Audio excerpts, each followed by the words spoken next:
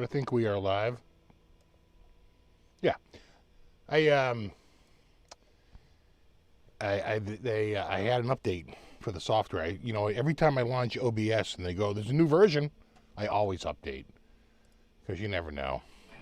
Just to make sure.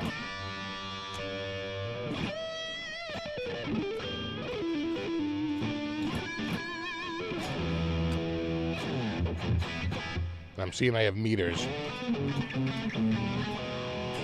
I'm hoping the update didn't kill my audio like last week.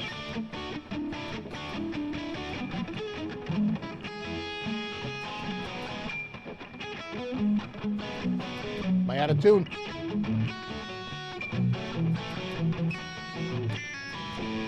Am I just playing it wrong? Hold on. Let me check my tune in here real quick. That did sound a little out. Well, that's not too bad. I just restrung this today. I'll give you a little...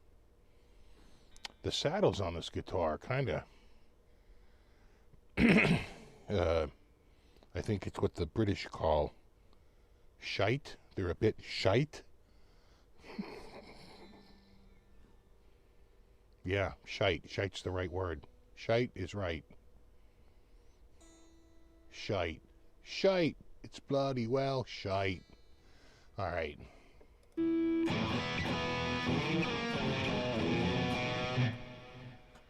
Okay, I'm back. I just wanted to tune that up a little better.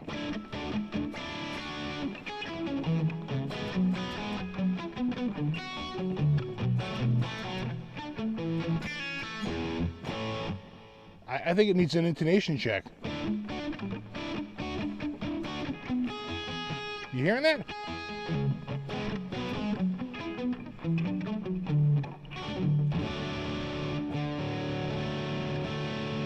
What's that? Is it G? But that sounds a little sharp, right? Well, that's not bad.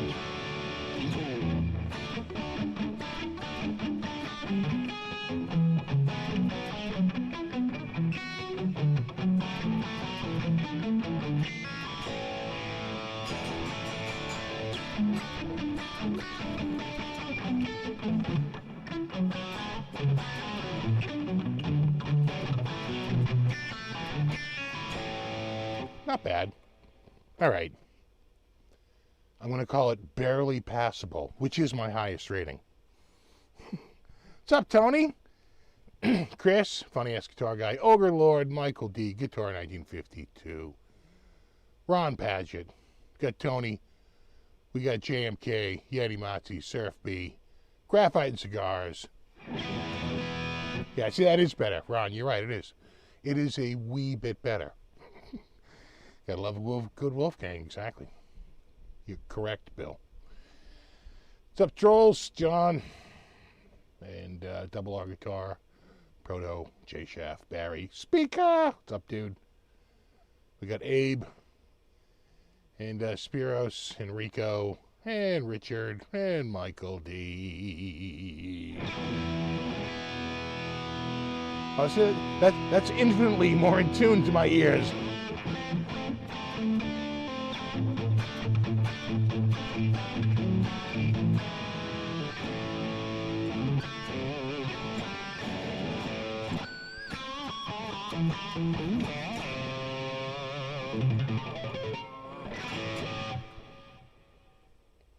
Now we're live. I like to have an intro before my intro. I like to have like 1 or 2 cups of coffee before my first cup of coffee. Oh, God. Yeah, a new set of strings on this because I broke a string, or so I thought. But what it was the crappy saddles on this. Let me see if I can show you here. Go to saddle cam.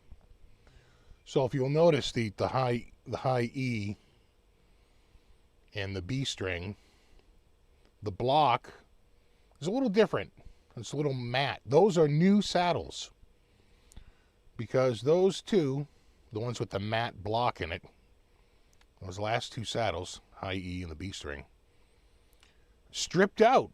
Not the screw. The screw is hardened. The screw is fine. The screw lasts all day long. The screw will last longer than you will. But the saddle, the saddle itself stripped out. Now I have a tap and die set, but there was no metal to work with. You'd have to go with a bigger screw. It's a goddamn nightmare. There's no doing it. So, and this is the age we live in now. I went onto Amazon. I bought all 6, they don't sell them individually, all 6 saddles with the lock screw and the blocks and the mounting screws and everything. And it comes with Allen wrenches too, for $16. And they were delivered in one day. So problem arose yesterday, problem solved today. And I don't even have to leave the house, which is my preferred existence. Every time I leave the house, I usually mutter somewhere along the line, this is why I don't leave the house. But they're so much better. I can crank down and actually hold with the block the plain string, whereas the old one, as you tightened it down, it got suddenly loose. Then you take the screw out and you can unscrew, right? It's got a coil on it like a spring. That's just it happens. So it's the EVH. It's EVH branded. See it? See the EVH right there? But on the bottom side, I think somewhere in there it says like special. Oh, it's special, all right. Remember when the teacher said you were special? Yeah, that wasn't good.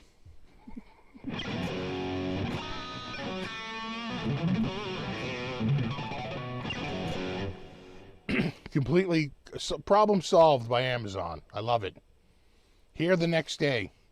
Needed it yesterday. Got it here today. What's up, Desert Doug? Noise Bloom, Ogre Lord, Blue Mox, Sal, J Beebs.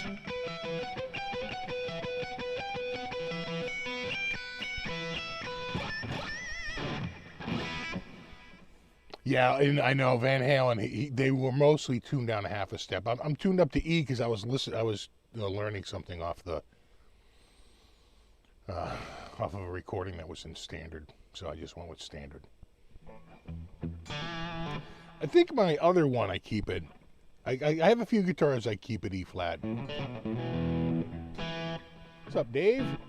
What's up, Quentin? John Doe, RJ, Andrew. What's this nonsense of being on 20 minutes before you can comment? YouTube does it again. No. You don't have to be on the live show for 20 minutes. But you have to be a subscriber for 20 minutes. And if you remember back before I had that turned on, we were getting spammed. We were getting 900 number is still a thing. It was like, call my 900 number. 1-900 big tool.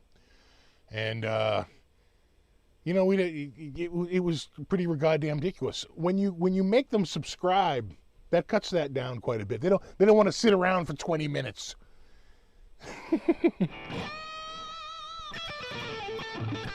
So you just have to be a subscriber for 20 minutes? Considering I'm 11 minutes in and you wrote that comment, clearly it's not time.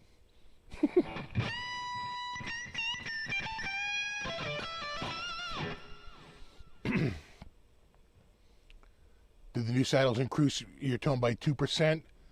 We're still studying it, but we believe it's 2.14%. Yeah. Again, we're still crunching the numbers on it. What's up, Sammy, David, Barry? Like a tactical.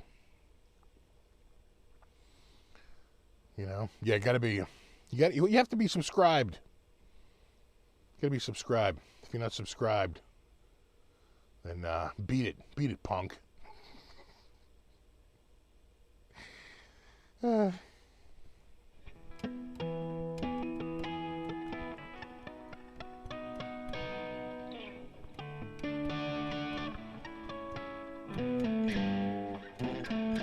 Yeah, major.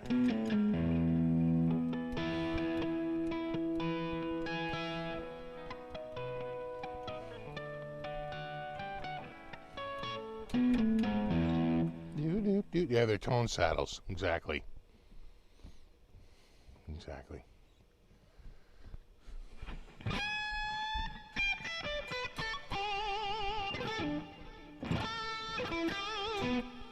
I think subscribing for 20 minutes is still too easy. Should be, I don't know, days. You know, I think they have an option for that.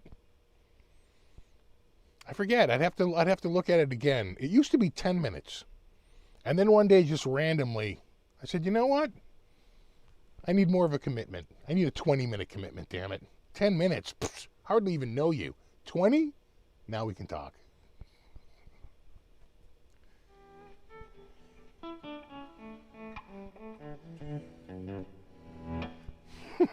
Exactly, beat it, punk.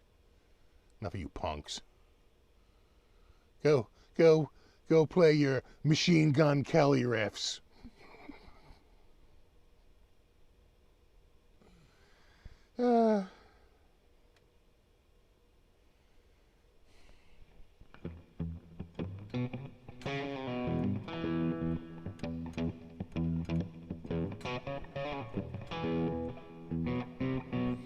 What did you think of Satch playing on Stern? Yeah, so let's talk about that. So if you didn't hear about this,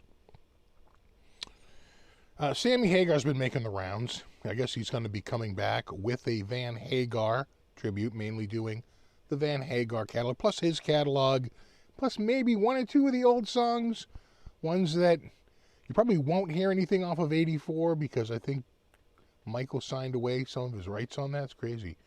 Amazon Parts Fund. Oh, thank you, Tony. Thank you. We have so much to cover tonight. Exactly. You shouldn't be able to comment unless you subscribe. Back in the Pixie days, damn it. I don't think the neck is unfinished. I think I think it's satin finished. I don't think these are oiled. You could double check, but that sounds expensive.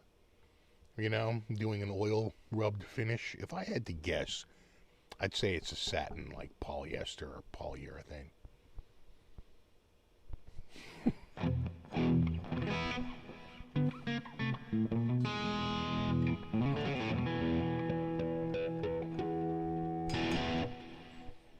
So anyway, what was I saying? That. No, he's Sammy's been out on a tour. He's been out,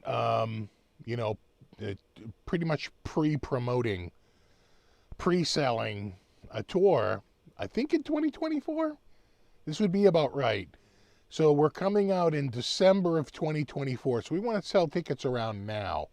We like to have a good 12 to 14 month lead time for when we rake in the cash to when we actually go and perform. I don't know when the hell that started. I have no idea, but the whole thing about selling a concert a year in advance. It used to be that you bought a concert and you were like, what, a month in advance? 6 weeks in advance? Now it's like, if you were 6 months, it would be hilarious. Now it's like literally a friggin' year now. And another thing, old man yells at clouds. So they did an appearance on Stern. All the video is up on YouTube. And they do a bunch of the tunes. Now, if you listen to Sammy, he first of all, there's a couple things that are apparent. Number one, he's a big supporter of Satchel. He's always talking him up. He realizes that it's tough to go, and do Eddie material. And he's just always saying, if there was only one guy that could do this, it was going to have to be Satchel. He's the only guy I would trust to do this.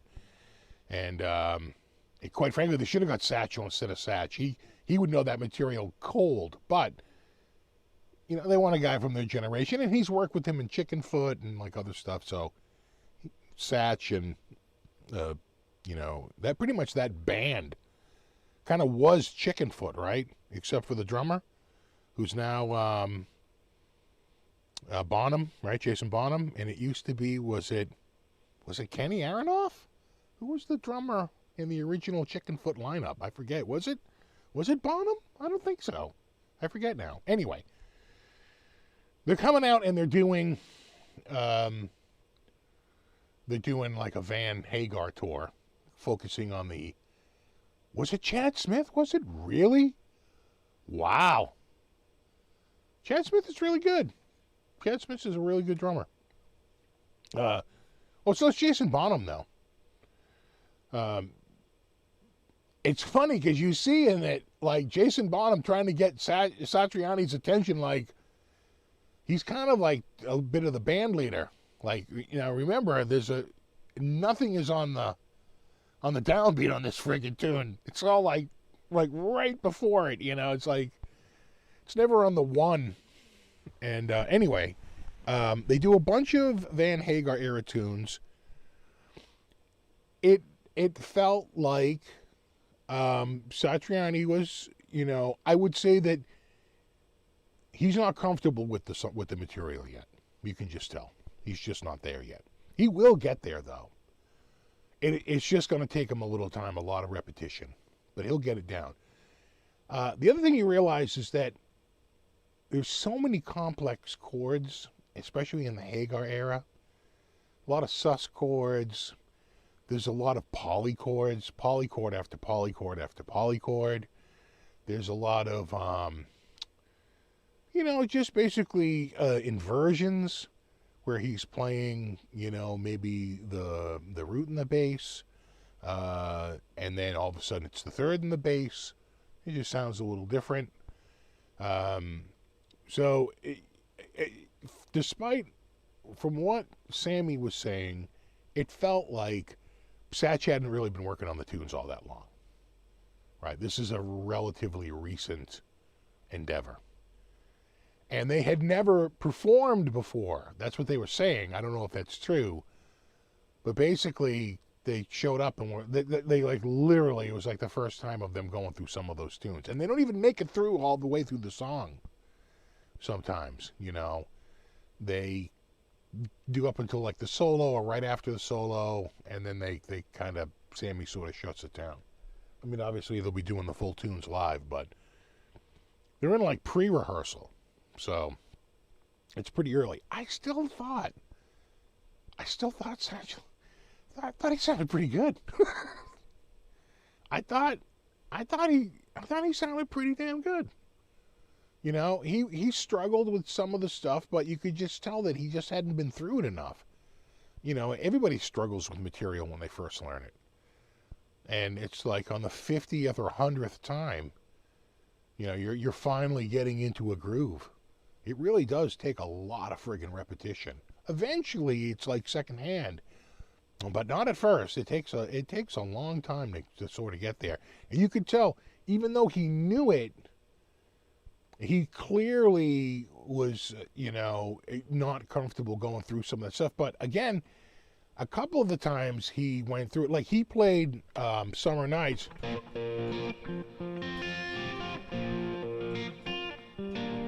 Right? He played it here because he doesn't have a trans trem, you know, and he even says, he goes, well, he used a trans trem. Of course, Sammy's going, Eddie had Steinberger make him a custom guitar that could change like a capo. It was the craziest thing. And Satriani's like, well, he had a Steinberger trans trem. It was a kind of a stock item. And he just took it and made a friggin' song with it, right? He took the trans trem and actually used it. So, you know, and he goes,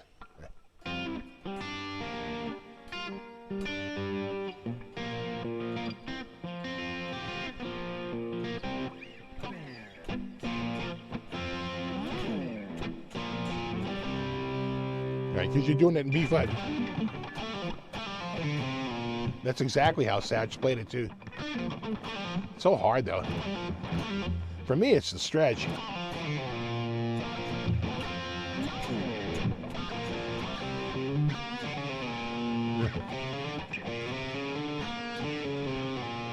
Right, it's a little tricky. And then it's when he drops the trans trem, and it goes down to minor third.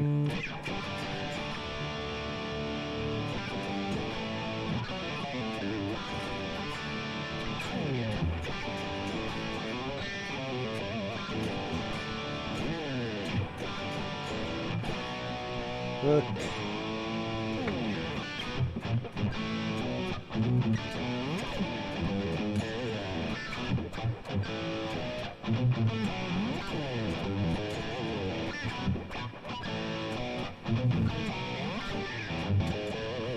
But stuff like that, that's right up Satch's alley. Sort of like the funky. That's right in the Satch zone. You know, I thought he sounded pretty good. I thought Michael Anthony sounded really friggin' good doing those backups, and even Jason Bonham sings a little bit.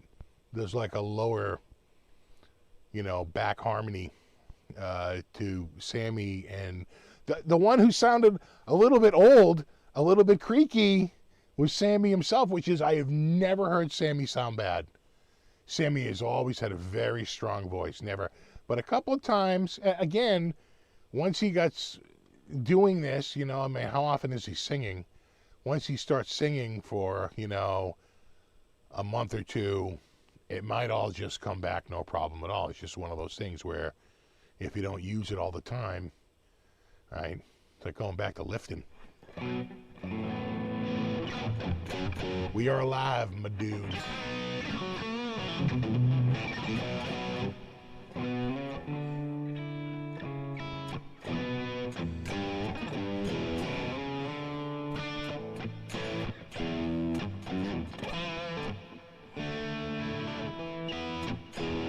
Right.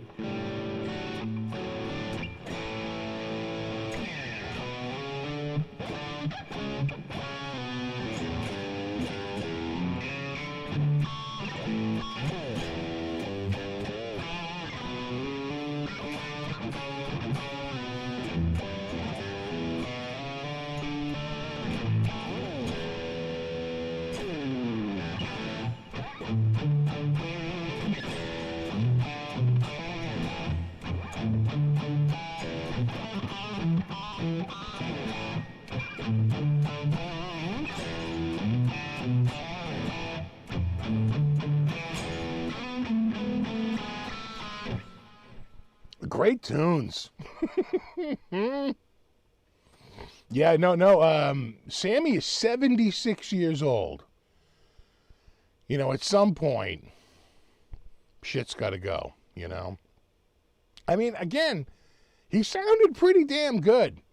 And I think Stern asked him about Dreams, and he's like, yeah, I can't sing that song any longer. He goes, that was a mistake when I recorded it. He goes, I recorded that song so high. It goes way out of the range now. He goes, it wouldn't sound right. He's like, yeah, no, that song is over. At least live. Let me just check my tuning here real quick. That's all good. That's good. I thought so. La, la, la, la, la. Ah,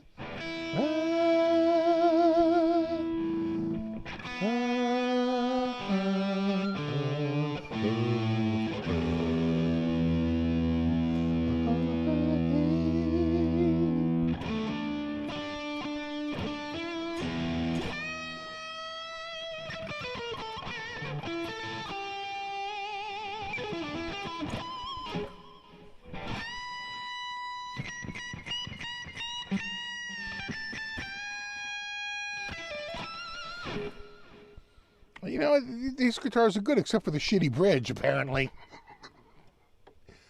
Now, listen, you might have to replace one or all of the saddles. But other than that, it's great. How's that for salesmanship? Look, I'm not going to lie to you. This bridge, total shit. It will fail you, but it's still a pretty good guitar.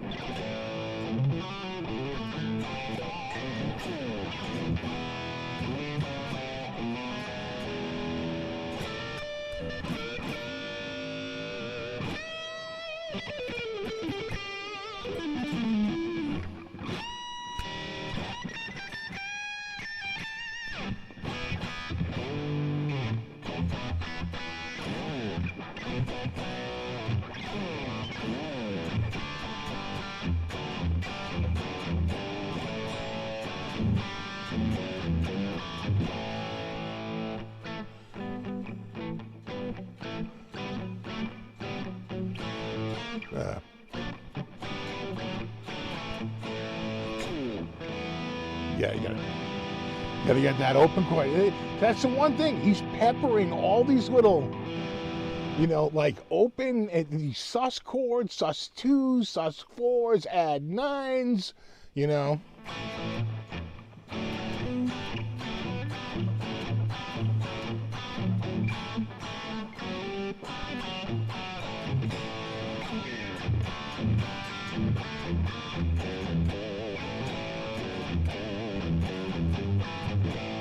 Just replace the saddles with hardened steel ones. Yeah, well, that's what I did. I bought a new set off of Amazon for $16.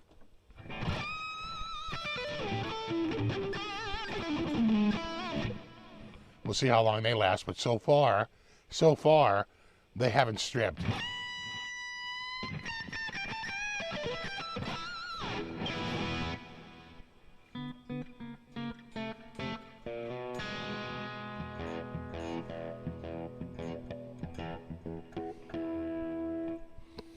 Is that bridge different than the EVH Stripe series and the Frankie? I think they are. So I believe the Stripe series and the Frankie carry the 1000, which is metallurgically the same as the original Floyd Rose. At least for the saddles and the plate. I think the block might be slightly different, but steel and zinc instead of solid steel. But the saddles, the actual plate itself, the base plate, and everything else, the hardened screws, that's all metallurgically identical to the original Floyd Rose. But they're not available at retail. They're OEM only. Can't get them retail. So you can get the original Floyd Rose retail, but you can't get. And then they make two versions of the original Floyd Rose. The original, which is really the modified, in the 84, which really is the original Floyd Rose, but that's a little bit different. The special is completely different, completely separate, make completely different than what you get in the 1000 or the original Floyd Rose series. Very different, very, very different.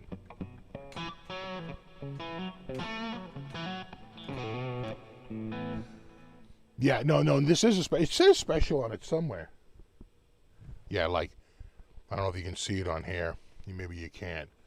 But on this side, on the bottom, I'd have to catch it in the light just right.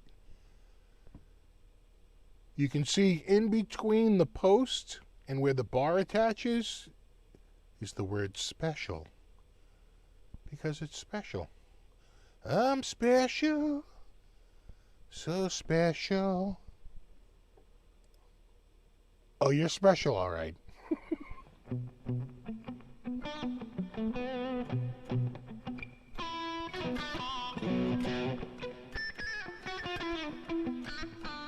Exactly, special like the short bus.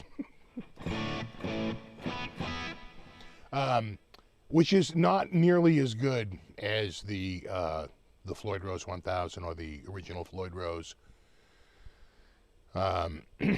Those are much better, steel-wise and just build-wise. So it's all around better crap. Yeah. Ironically, The EVH special uses the Floyd Rose 1000. The EVH standard uses the Floyd Rose special. Dig?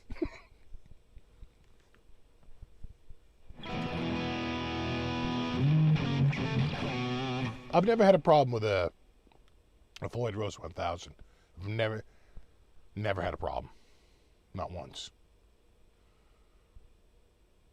On the original Floyd Rose, I hated the bar holder mechanism. Well, not only that, Tony, but you had to practically take the. I can't tell you how many times I've dented the top of my guitars trying to work that under the bottom part of that. Right, it's two-part with a nylon washer in between, and the trick was to get them sort of at just the right feel so it wouldn't go loose. But to do that, you had to put a wrench on the bottom, because they were both, I think, had nylon in the washers. Right, they were both nylon bolts, I think, right? Had a nylon washer in each one of the bolts, right, for friction, so it wouldn't get loose, but they still got loose because that nylon wasn't holding back the amount of force that was going on that thing. But anyway, yeah.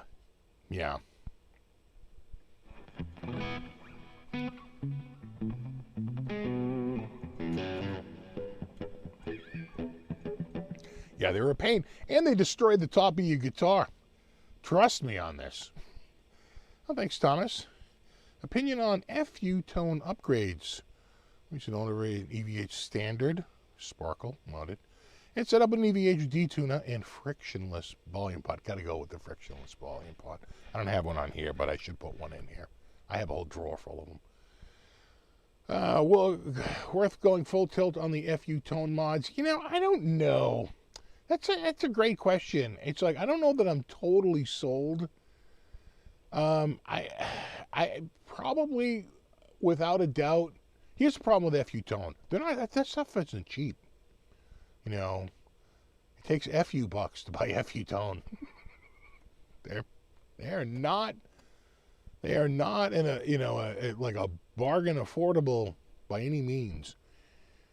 So if we were talking, and let me just check again, did you say you had a standard or a special? You have a standard.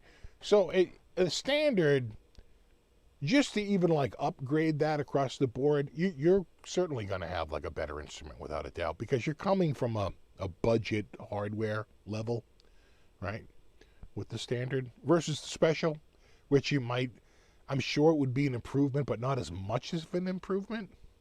Whereas when you're coming from the special, from the standard, and you have the special, so confusing, bridge, then yeah, it probably actually would, but you got to be careful with that stuff. A lot of this stuff, no, what the hell are you doing over there? What are you doing? What's going on? Your problem? The mouse back again? Cutie caught a mouse this week, and I rescued the mouse. I felt bad for it. She had that thing in her mouth, and I was like, "You're gonna choke on that mouse." And he spitting the mouse out, and the mouse is trembling. The mouse is trembling so bad, and she is just toying with this thing. And I'm like, I can't watch this. I'm not looking at this. I actually just got up with my coat and put a little block up so she couldn't see the mouse, and the mouse made its getaway. And that was the end of that. Never saw the mouse again. But she's not. If it was Sweetie would have killed the mouse pretty quickly. And brought it up to the food dishes or in front of the refrigerator or something like that, right? Cutie, she's just toying. This is just a new plaything. And so it's kind of cruel, to watch it. She's not an outdoor cat. She's an indoor cat. So, we just, I let it. Cats are more humane than glue traps. We don't have glue traps either. Yeah, that thing probably crawled. You know what? She had that thing in her mouth, and she was batting that thing around pretty hard. I suspect it maybe crawled off somewhere and died. FU titanium replacement saddles for locking trailers, $795. Well, that seems like a bit excessive, but it is titanium. I'm sure they have ones that aren't titanium. If that's what you're looking at, $800, I'm a hard no on that, because I would never spend more on my tremolo upgrades than I would the guitar itself. You know.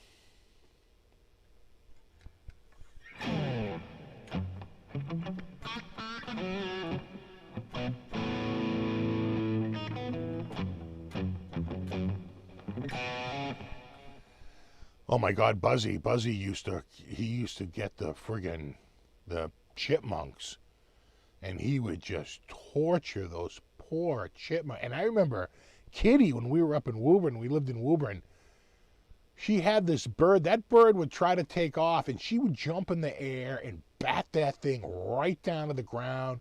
She had this bird didn't know what to do. And finally, I scared her off, and the bird was able to fly off. I was like, oh, you are killing me.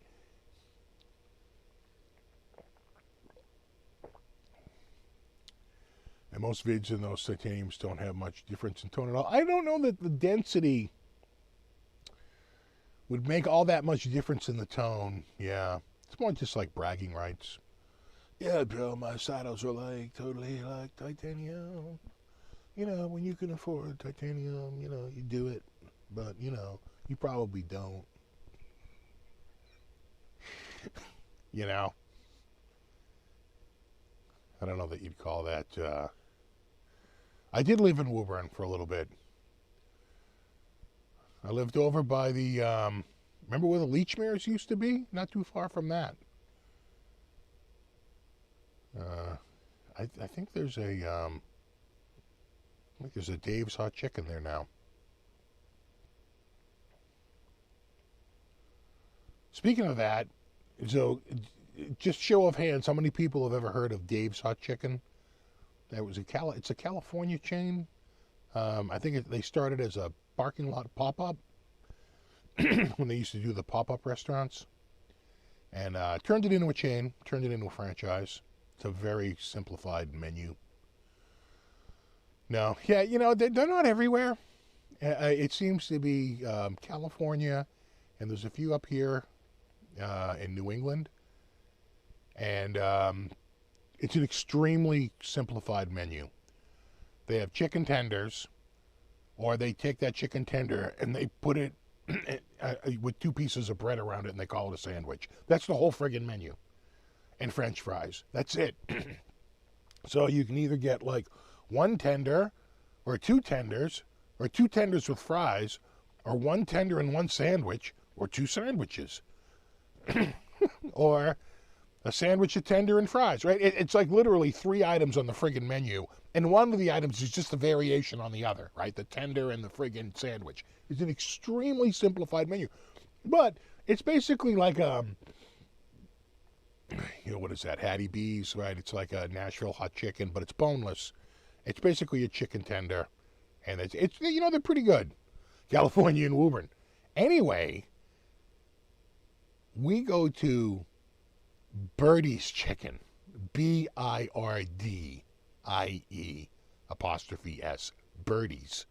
Birdie's Chicken.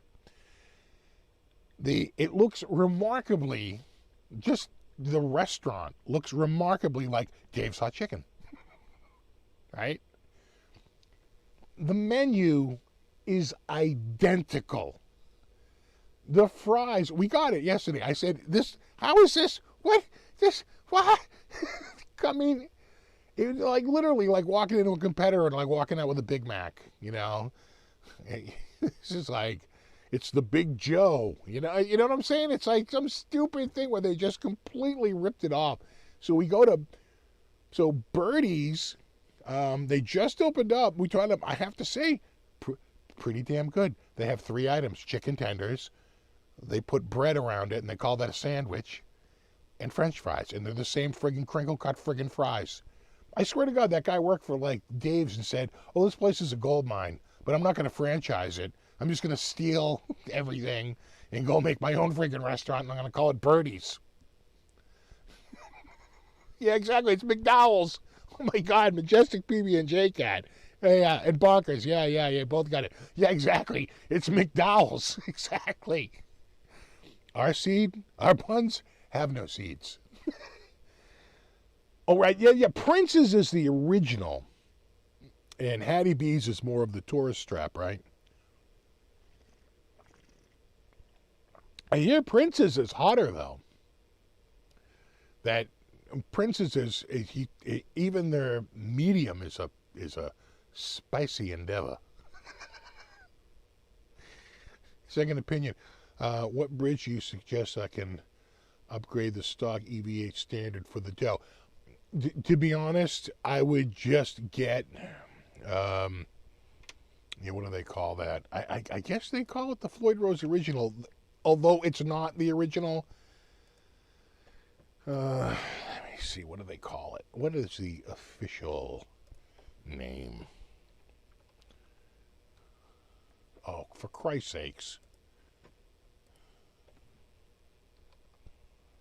Why don't you enter your email and become one of our Gold Club members? Yeah, but you fuck off. Right? All right, so let's take a look here. So this is the one you want to avoid, right? That's the special series. You're right back where you started at 118 bucks. You don't want this one. This 84. That's not going to fit. There's no way that's fitting. Then they have the original series with the R3 nut, and they might have it also with the R2 nut. Here's the 1000 Series Pro. These are going to be a little bit different. See how so these can be sold because it's a different design than the original, where the bolts are up here, not at the back, right? That's considered the Pro model. Ibanez did this a little bit too. They have a shorter throw. Quite frankly, I don't care for that style. I like the one with the bars in the back, like that. Now, do they have all three colors here, or is it just the gold? We're gonna block. Oh yeah. So gold. It's black, right? You need black, right? Yeah, $288, not cheap. Although, if you remember, you would save 20% off. God, everything's turning to friggin' memberships. Stop Costcoing me, man. They got the chrome in stock. Everything's back ordered. It's all back ordered. How about Schweetwater? Floyd Rose Tremolo. All right. Again, you do not want that 84. Trust me, it's not going to fit. The spread between the posts is different. Yeah, there you go. FRT 100, right? Isn't that it? Original Floyd Rose? No special? Back ordered, more on the way. Dude, you might have trouble finding one. There's two major vendors, Musician's Friend, which is Guitar Center, and Sweetwater. There's your two largest vendors. And they're out. I mean, you could probably get one off of Amazon, but you watch, it's going to be spiked. Because they're going to say, oh, they're back ordered everywhere. Now I want 3 to 410. Like, where are you going to get it, bro? Back ordered everywhere. It's like trying to get certain Wi-Fi equipment. Why is this 99 item $279? Well, because they're out of stock everywhere. And if you want it, you got it. Right? That's where a lot of quote-unquote inflation comes from. Scalpers just gouging. Ugh. But why? Right? That's a top mount, Floyd, right? That's for like a Les Paul. But why? Just buy a guitar with one in it. Yeah, I'm not. I'm seeing a lot of here, but they're all. This one's in stock. Chrome though. That's the original Floyd Rose. Yeah. Oh, I don't think that's so. You'd have to double check. That might be the correct blocks. Yeah, no, that looks right. No, that looks right. Right, with the bushings instead of the direct mount screws.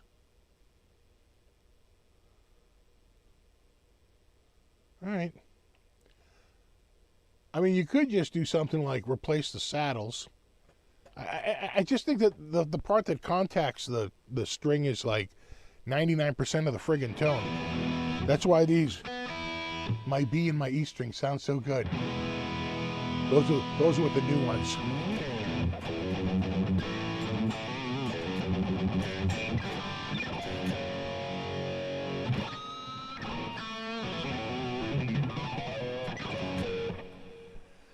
Just got here and was watching the new Van Hagar Supergroup with Satch on Howard Stern show. Yeah, right? I think that was sort of the biggest, do we have a cat right there? Oh, yeah. Oh, wait, right there. You know, the stretched out paws of a sleeping cat. It was so mild here this morning. Not any longer, though. Cold front blew through in a major way.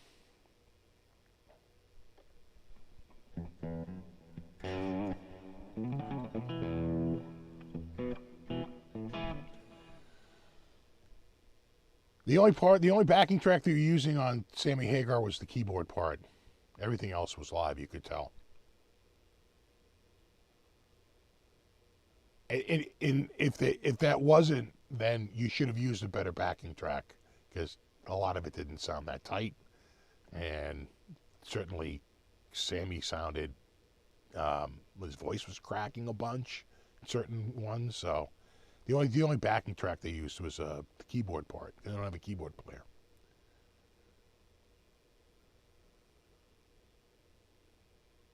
I don't know what Satch was using. I didn't see what was in the studio, but he usually uses those Marshalls, right? Like 99% of the time. In stock black on eBay, there you go. $279. Need to rake the leaf. Dudes, the raking of the leaves has been so friggin' awesome. I had friggin' such a good week getting the leaves up. Of course, it rained, so you wouldn't know it. All the rain, but at some point they run out. We're probably 2/3 of the way through. Probably have about a third left.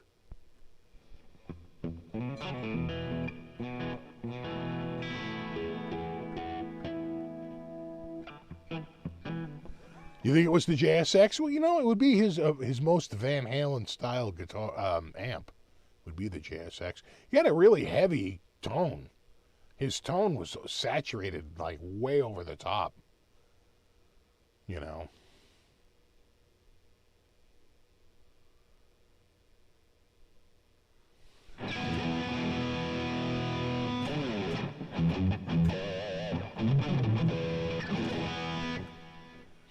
Well, you have a trailer? I do.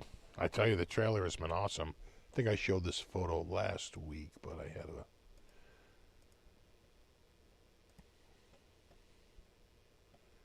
Yeah. That's from last week. The trailer's about half full.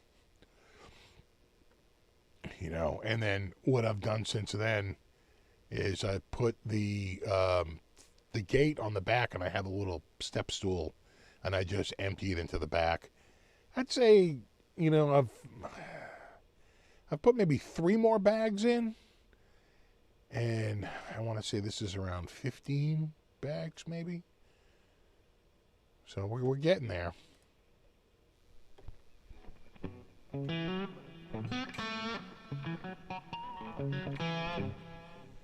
The main thing is that if the leaves if they aren't crispy dry, then they don't mulch down, and the everything fills up faster, and it takes up more room in the trailer. When things are like super crispy, as it gets sucked up by the vacuum, it gets crushed into a much smaller, it's like 10 to 1. That's amazing. You can tell because it gets so heavy that basically the unit will pop a wheelie. if you don't lift it up, literally the bag gets so heavy it drags the whole unit back, you know.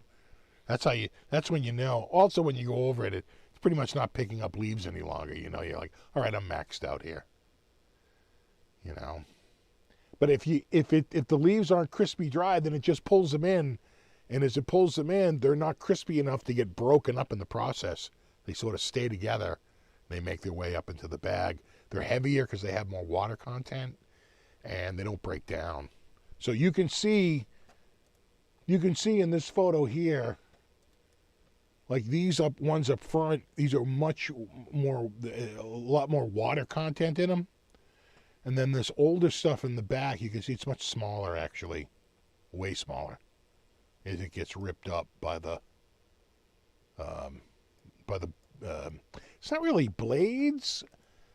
I think it's a paddle in there, right with an end. So like it's really for cutting. It just pushes everything. It sucks everything in, creates a vacuum. That new one is so strong compared to the old one that when it's running and it's on a driveway, if I wasn't holding it, it would spin in circles, right? Because the engine is whipping that arm around in there. So the impeller, exactly, the impeller, that's what I was thinking of. Whips that impeller around so friggin' fast. I think it's two, and I think they're on slight, right? They're not stiff. I think they're on swing arms in there. A little bit of swing arm.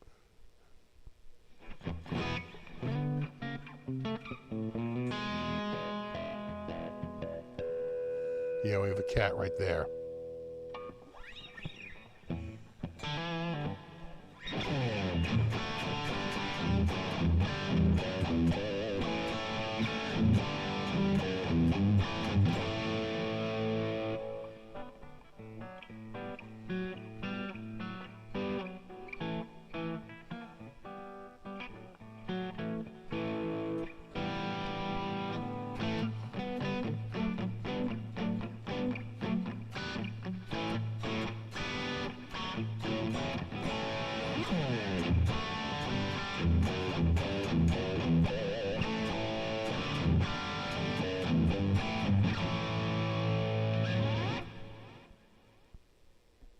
Gotta love.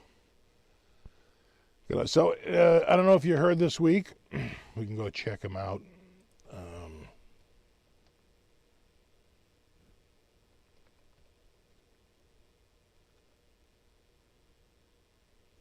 Yep.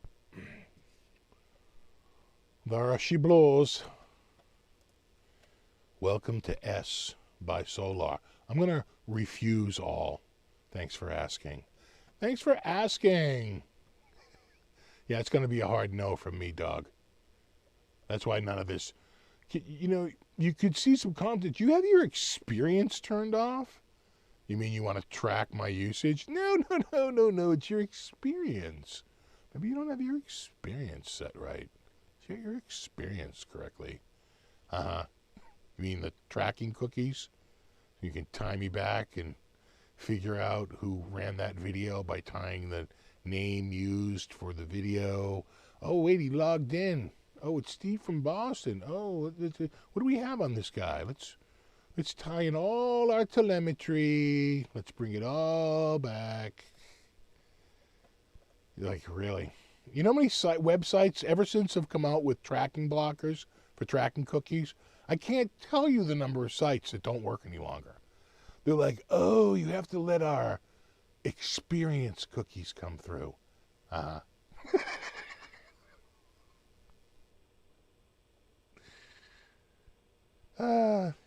So are these even available in the U.S.? Is this or is this just a, I feel like, you know, these prices, they feel like European prices, right? Though they're showing U.S. dollars. Well, maybe these are available in the U.S.? Everyone, you know, then you see everyone out there. Is Ola England trying to take down Harley Benton? It's like, whoa. I know you need a catchy headline, but no.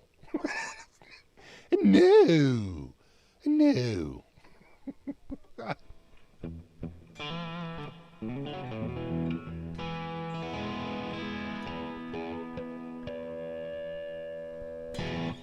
I don't think they're available. Yeah. Yes, Ola said they are available for the USA. Well, that's good to know. Are they just doing a bunch of like pre-sales now, and it's something that's going to be available in 6 months? I don't know what do they say? Picture coming soon. I don't want a single pick. I don't want a single pickup guitar. All right, well, we got two. Is that a fixed bridge and a fixed bridge, or is it a fixed bridge and a tremolo? I don't know. Is that a tremolo? It looks like a fixed bridge to me. Oh, it's a 7-string. No, beat it, punk. Yeah, get out of here. Friggin' land of misfit guitars, 7 strings, please. Might as well just be a bass. I can't tell you how many times I see dudes online go, cha-cha, blah, blah. And I'm like, dude, just play bass. Like, if you need it that low, bro, just play bass. Speaking of bass players, have you seen Nate Navarro's videos recently? Dude's tearing it up, man. What a bass player. What an incredibly good bass player. So $249. Can I buy it now? Buy now. Oh. Oh. Okay. You saw that, right? Not just me.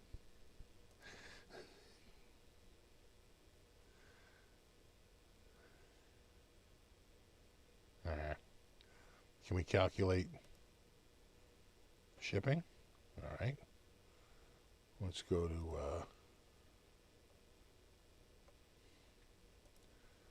Massachusetts. Let's go to. Can we do 02134? Oh, no. 021.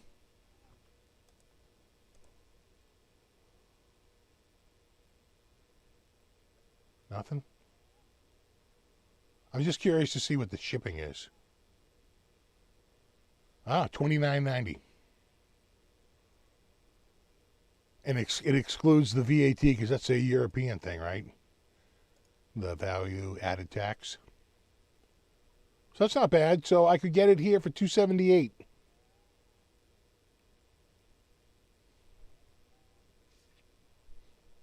$29.90.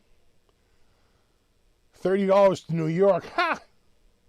$30. Not here. Oh, it's only $29.90.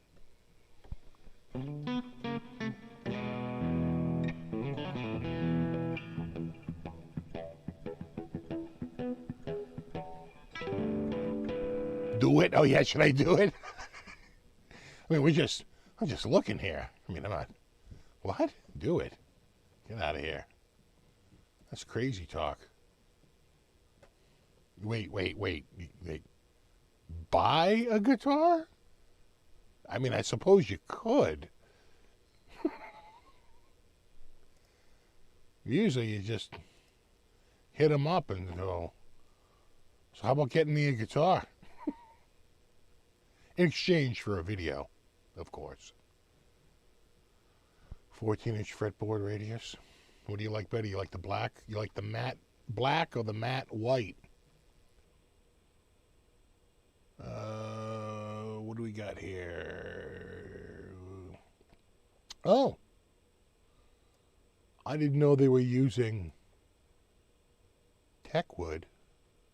You had me at Techwood. Now, just out of curiosity, where does Techwood grow? And Textakia.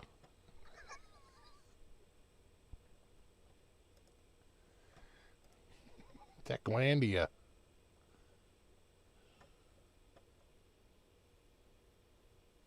Yes. Black Techwood. Techwood, you say, huh? It's grown in a lab. I should do a thing where I get it, and then the Techwood like turns me into a zombie. Right? We could throw in some technical terms like, you know, molecular cohesion and like graphene. And a lot of people will be going, that could happen. The Techwood trade, of course. What are you, stupid?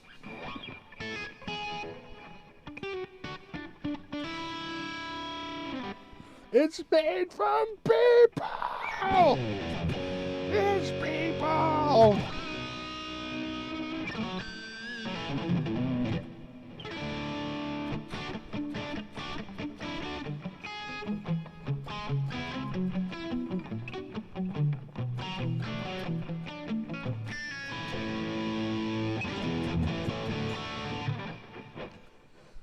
I hope the frets are good. Only thing holding me from buying it tonight. Yeah, but dude, what could be wrong in the frets you couldn't fix yourself?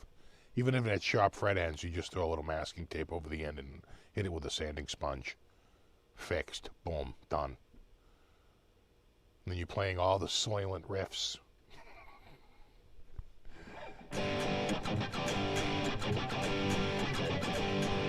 Techwood! Techwood! Techwood is made from people. Techwood! Techwood! Techwood! Soylent Green! Soylent Green! Green! Soylent! Techwood! We should start a rumor right now that Techwood is made from people. Why not?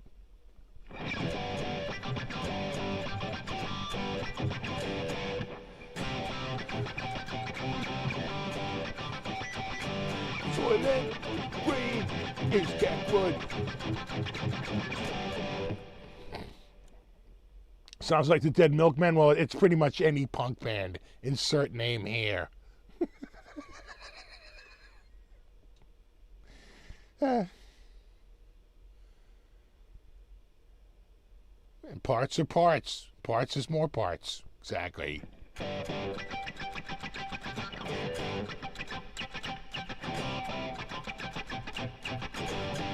And the other thing is ironically, it's all a blues, right? Right, punk blues, right? I know people who died. I know some people who died.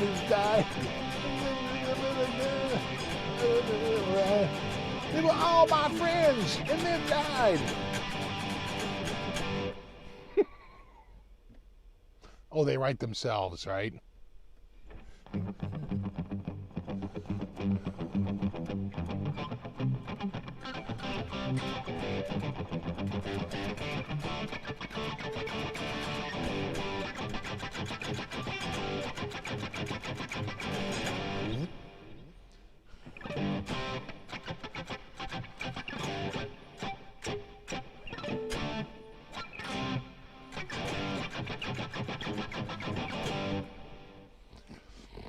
Yeah, who's that?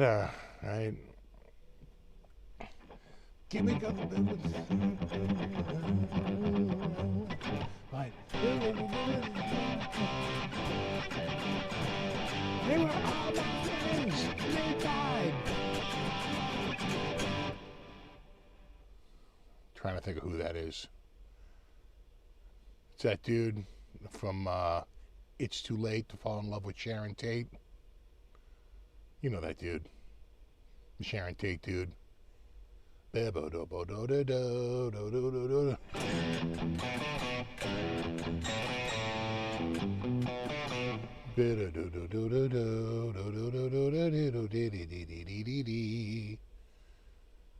Right? It's too late to fall in love with Sharon Tate, and it's too soon to tell you all the words that are carved on my tomb. Yeah, Jim Carroll. There you go. Jim Carroll. Thanks, Deanna. You got it right. And Speak Up. The Jim Carroll Band.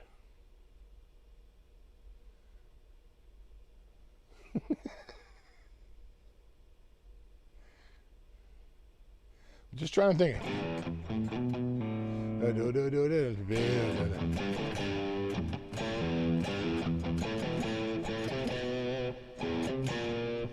I'd have to listen to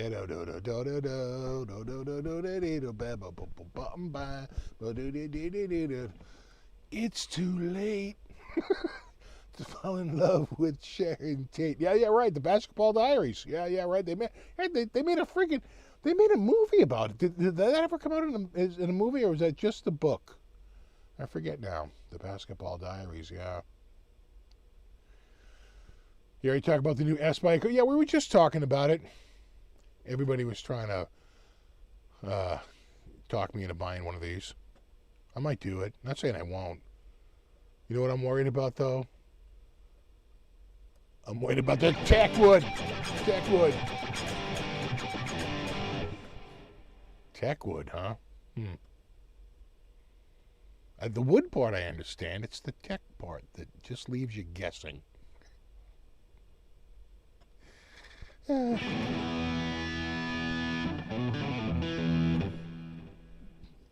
It was a movie. They got Leo. Not bad. What a get. Really? Was that Leo's first movie? No way.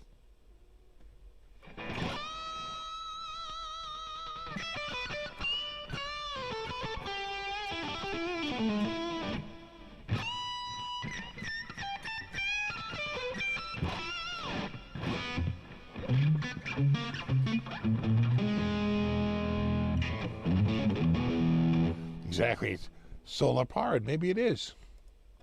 The hell is Techwood? Nobody knows. 25.5-inch scale.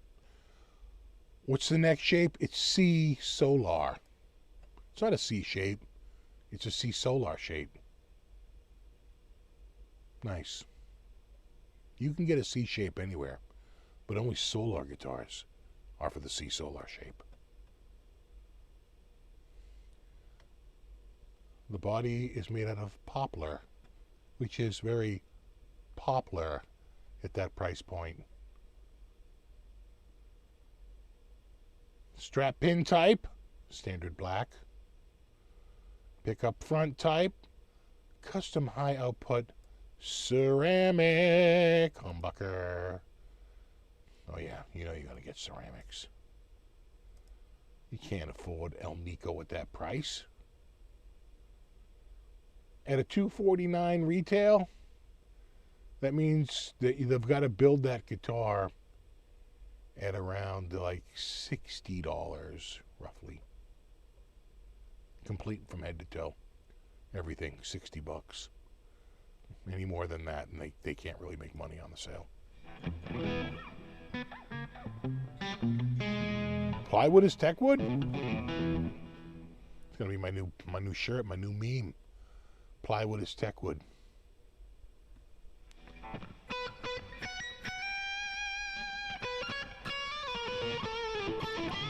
Exactly.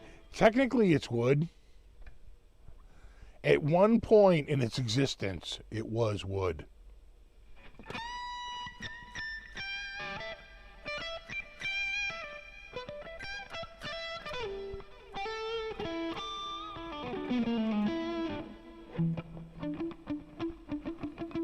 It's roasted plywood, engineered rosewood.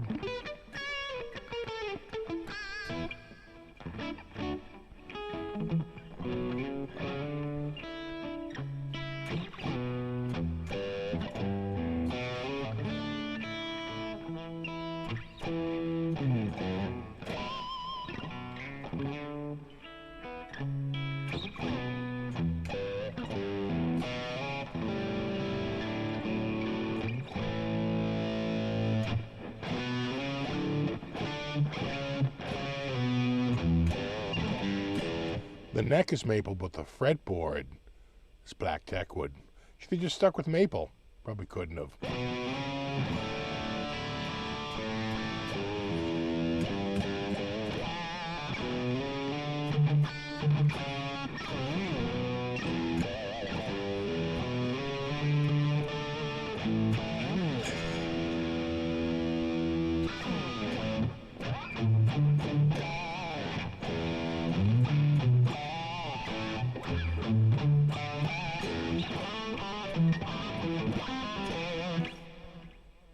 Now, you wonder what songs he'll do. I don't know that he's going to do a lot from the Roth era, if any.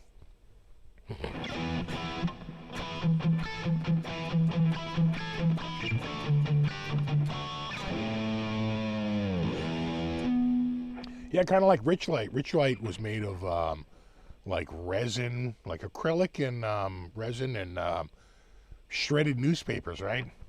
To make a fiber.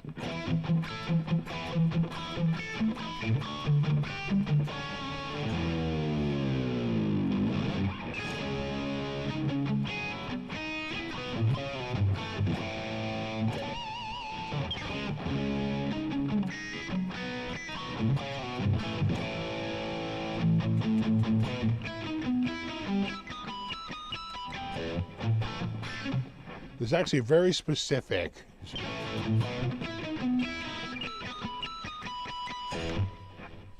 Just like that.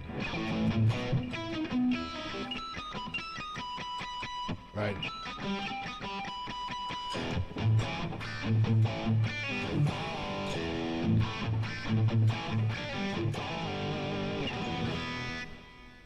It's exactly made of dead souls.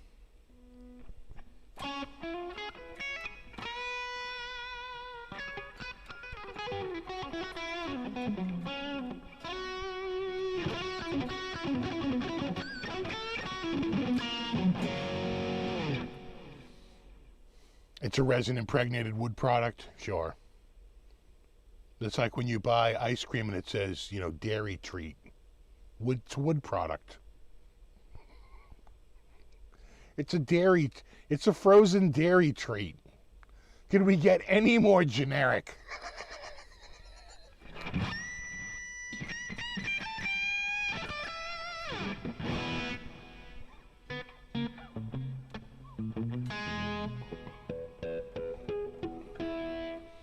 One thing I did notice, if you've ever had, you know, when you were a kid and you got a bowl of ice cream and you forgot about it and you didn't finish it and it melted, you know, it sort of turned into like this soup at the bottom of the bowl, and, you know, eventually it would harden or whatever, right? You'd have to rinse the bowl out, but it basically turns into a liquid.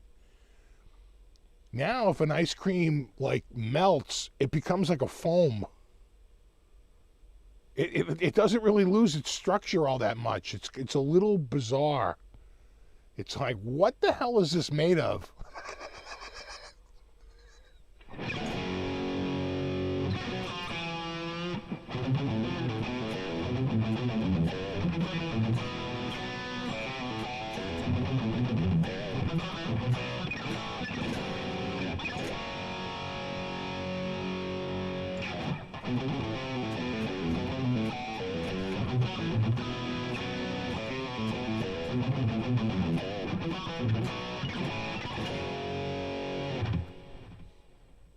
Kraft cheese products. I didn't think Bob Kraft was that Kraft. I thought Bob Kraft wasn't Kraft cheese. I thought Bob Kraft was like Kraft paper. I thought it was a different Kraft Industries. But maybe I'm wrong, but I didn't think he was the food Kraft.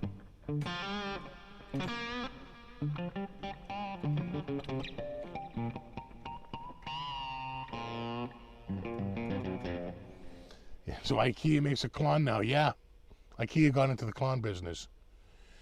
No, JHS. Is that John Hornsby Skews? No, wait. Josh H. Smith, or whatever his name is. The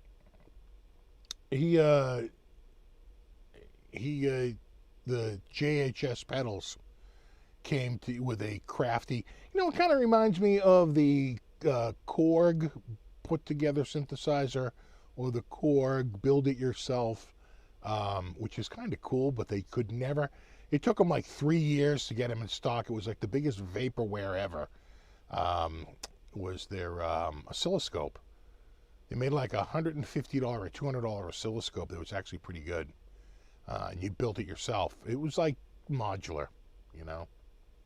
Yeah, Josh Scott, that dude. You know that dude.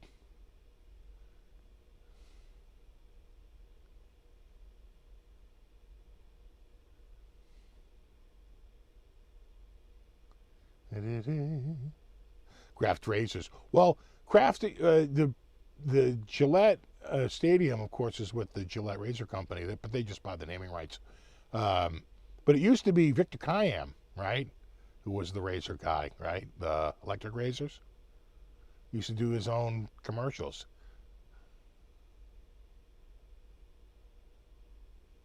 Yeah, it's an analog oscilloscope. Let me see if I can find it. Korg oscilloscope, right there. Right there. There you go. Build it yourself.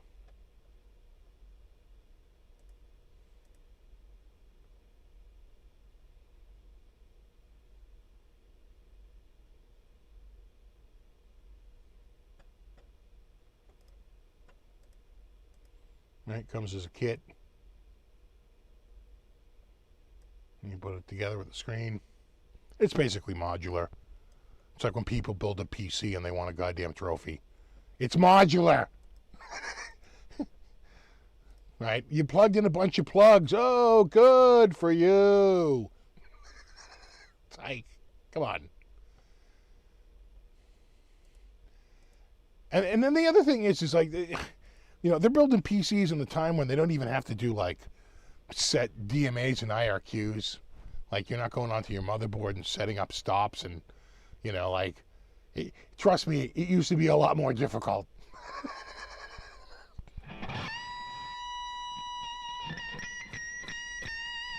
I tell you, you know what else is pissing me off? Let me get on another rant here. You know, because my weekly complaint. Hey, wait. I got a new complaint. The whole industry has moved to 27-inch monitor panels. Like, good luck. I mean, you can get a 24-inch panel, but you can only get it in 1080p. It's like, well, I want a 4K panel. They're like, 4K, no. No, that's a hard no. But I can't fit a 27-inch monitor where I need to go. The largest monitor I can fit is a 24. They're like, we have 1,000 1080p monitors to choose from. I'm like, I don't want 1080p. I'm like, well, we kind of have 1440p. I'm like, yeah, I already have 1440p. I was kind of looking to go to 4K. I wanted to go to 2160p. And they just can't do it, man. It's all, there's only one maker, LG, and the panel is from 2016. And it's like, I'm not buying in 2020, almost 2024, a panel from 2016. It's just not going to happen. So I don't know what I'm going to do, because it seems like the whole industry has shifted to 27 inches. And they're all just stuck with whatever the panel makers are making. And they're all at 27. And there is just no getting around it. 27, 32, and up.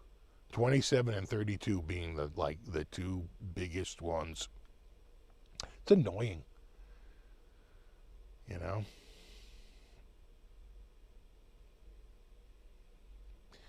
Actually, the main purpose for this oscilloscope is to look at the way the analog output from a synthesizer, so you can tune your synth, right? Square wave, right? Wave type. It's a way to, you can, well, oscilloscopes have a whole bunch of stuff, but this particular oscilloscope, I believe, is to read waves coming out of like an analog synth, right? Where you have no way to, you're just using your ears. You might be able to visually look at it and sculpt a little bit better. Yeah, AKA signal reader for waveforms, exactly.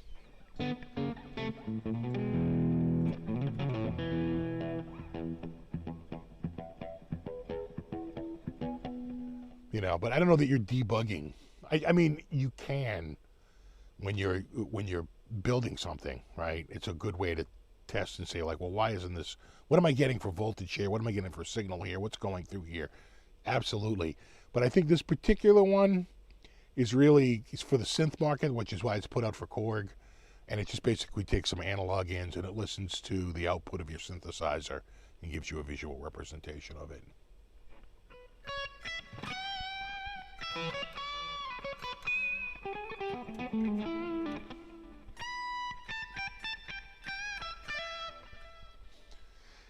Yeah, I want a 32-inch 1440p. I have a 24-inch 1440p that I've had since 2016 or 2015. Either 2015 or 2016. I think 2016. I forget now. And I think 2016. So I've had it for a long time. And I just really would like to move to, you know, a 4K monitor. You know, get an updated panel, something that's, you know, made within the last, like, say, 2 years. I could if I could fit a 27-inch monitor on my table, but I have this hutch on the back of it that has a place where you put your, probably when this hutch was made, your CRT screen, and it's 23 inches wide, and the 27-inch screen, the minimum width is 24 inches wide. So I'm off by like an inch. So I either have to take a saw and modify the friggin' hutch to fit the friggin' monitor in there, or I gotta hold up. You know, as I was looking, you know who had the best price for the monitors? It wasn't even close. Best Buy. Best Buy had a much higher end. LG, normally like $350. They had it for $199. Nobody else had those. There are some pretty steep discounts happening on Amazon right now, but not like that. Not quite like that discount. That's a pretty damn good discount.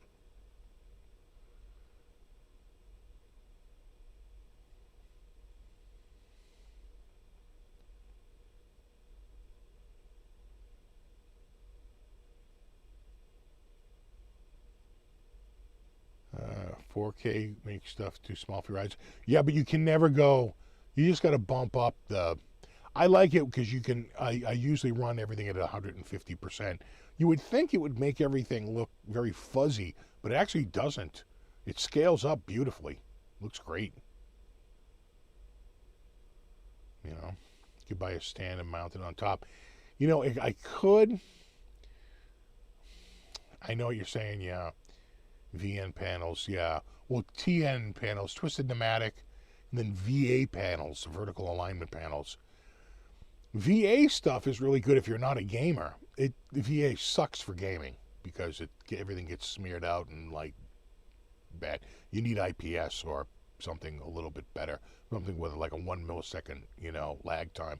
VA panels have crazy lag time, but VA panels, if you're looking straight on, and when am I not looking at my monitor straight on? Right, VA panels have the sharpest blacks and the crispy, nice, bright, very dark, inky blacks, and you know it's really good.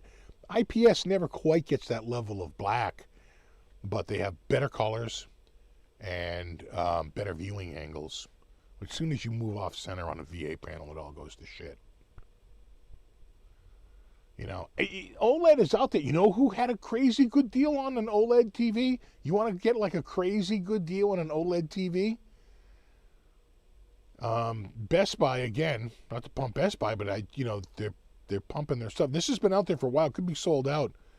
But they had the LG OLED TV. Normally, I think it was $12.99. $750 off. I want to say it was $549. For a 48-inch OLED, $549 for a 48-inch OLED TV. That's insane.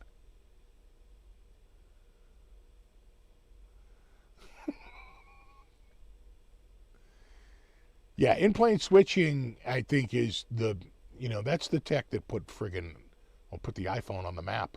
Like, why do I turn the screen in the original iPhone, right? How come it never goes out like every other screen? You put it at an angle and it all washes out because they had in-plane switching, right? Worked at all angles.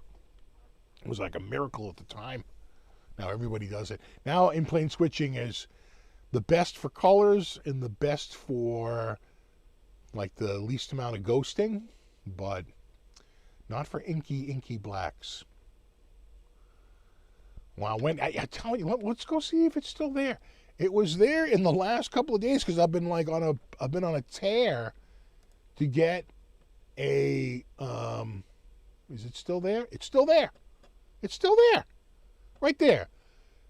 LG OLED 48-inch was $12.99, saved $7.50, $5.49. $5.49 for a friggin' OLED.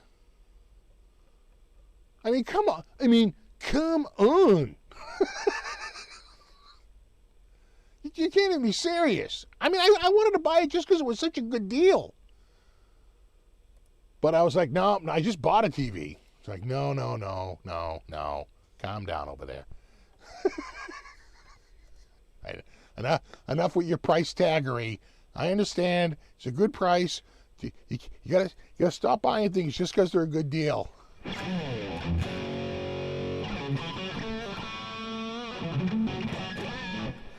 But seriously, can you imagine the poor asshole that dropped $12.99 on this thing? Like a month ago? Tell me it was $500 off just a few months ago. Because if you drop $12.99 on that, and all of a sudden it's $5.49, oh my God, I would be on the roof of Best Buy with a goddamn AK. Like, how dare you? Like, what? I'd be losing it.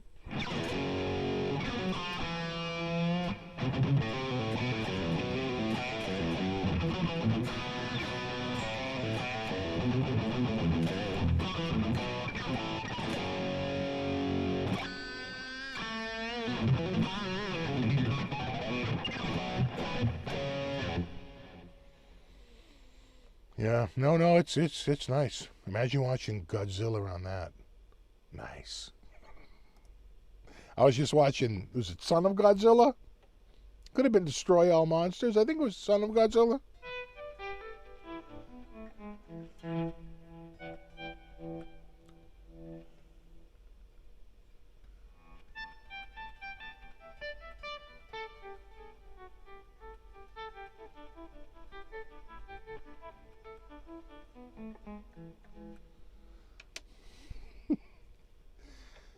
LG Ultra Gear 27 IPS. Well, that's what I was looking at, but I wasn't looking at the Quad HD.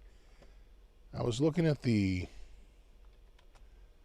I was looking at the 4K, the Ultra HD. And I'll tell you why. Because it's a Black Friday deal and it was $349 and now it's down to $199. It's like $1.50 off. I would get that. It's a beautiful monitor. It's slightly better than the other LG. Because it can do HDR 400. Right? I think it's HDR full. I think it's. Are they doing? Oh, maybe they're not. Yeah. So they call it 400. Yeah, HDR. Display HDR 400. VESA certified. All that means is that it can show, and I know it's a bit of a joke when you think about the brightness of a phone or some of the big TVs. Like my big TV has a brightness of almost 2,000 nits. But this can do 400 nits. Guaranteed. Because HDR is really about crazy brightness. You know, not about bringing out dark tones. So, it just means that it's got some serious brightness to it. And unlike the other panel that looks very similar to this panel was made in 2021, and the other panels are 2019 and older, 2017, 2016. So it feels like it has the most recent tech. And again, it's $349 down to $199. That's a pretty good deal. I kind of like that. The problem is it doesn't fit on my desk. I would have driven over to Best Buy today and bought one if I could unbox it and put it on my friggin' desk. I can't. It won't fit. Like literally, the space it goes into is too narrow by an inch. So it either has to sit out like right in front of me, which is not going to happen. So it's I don't know. I don't know what's going to happen. A new desk? I know, but God, I'm so cheap and I've had that desk for so long. Can't I get 10 more years out of it? What I could do is, because it's a bit modular, that left side, the right side would be too much to take apart, but the left side, I can probably just take it up. Oh, I wonder if no, I'd have to take the left side apart. The left side I could take apart. I might even be able to, and I'd have to take another look at this. I might even be able to take that and put it out on my saw, on my table saw, and get a nice, rip going, like a nice rip, perfectly straight rip, and actually cut it down a little bit and put it back in. Just scooch it over, give myself 2 inches, which would be plenty for a monitor up to like 32 inches. But as it stands right now, I'm like 3/4 to a full inch away. The attic, I already have 2 4K 27-inch monitors up in the attic. I already have a 27-inch 4K monitor over the Synth station. It's just for my web browsing one, so.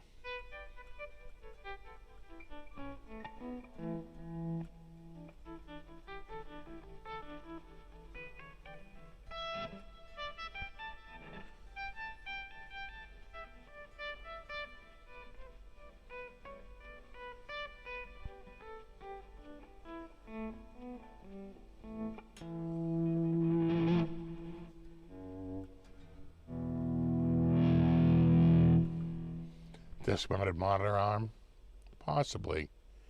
Gotta remember, it's quite the, like my monitor right now. There's like a cabinet that comes out, and the monitor is in the back. It's got a depth of about 10 inches. So, yeah, that's a good 10 inches. What's up, Phil? Needs more synth. I got my synth here. Now remember, and I don't think people realize this, this is just a controller box, this little box. The synth sounds are actually from software. This just controls the synth. I don't have a synth going. Where's my synth? I've been using that Triton. Triton Extreme. Although I feel like I had something else recently.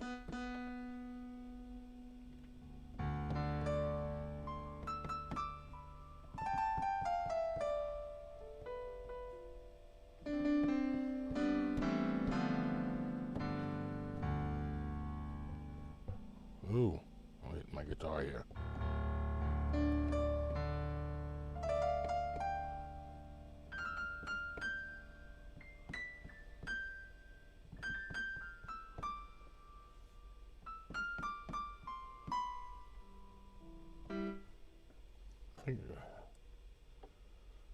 Let me just move that right there.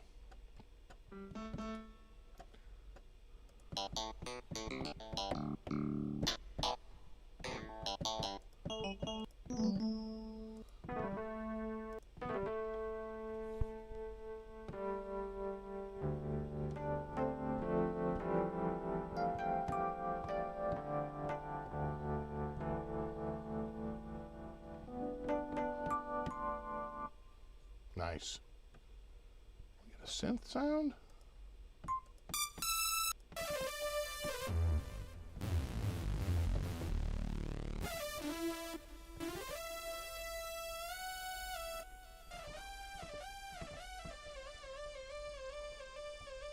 Not that loud.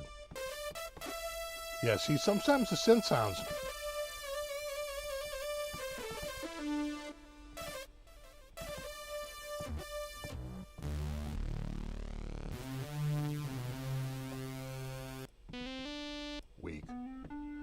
Oh yeah, like a sine square wave.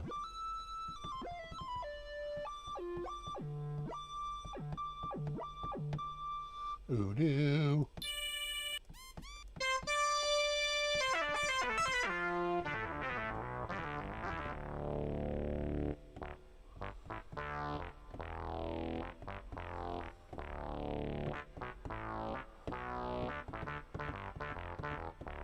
Ba-doop-de-doop-doo.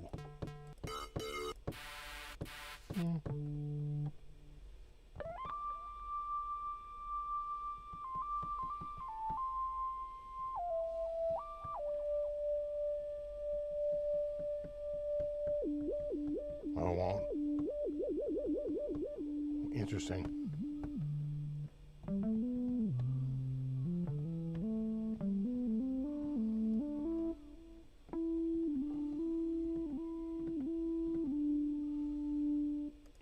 What is this?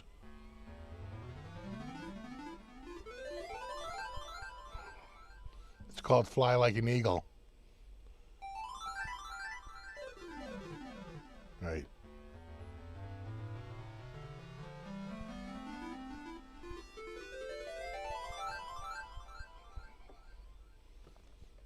And it's just that easy. Do-do-do-do-do.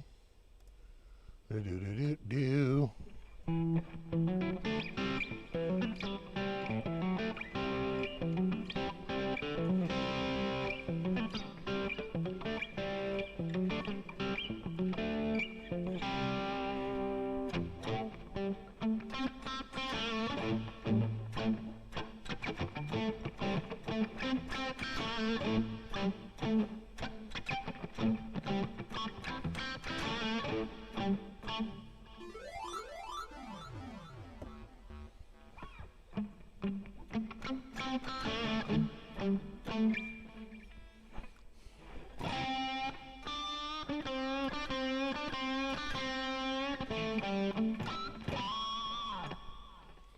Do-do.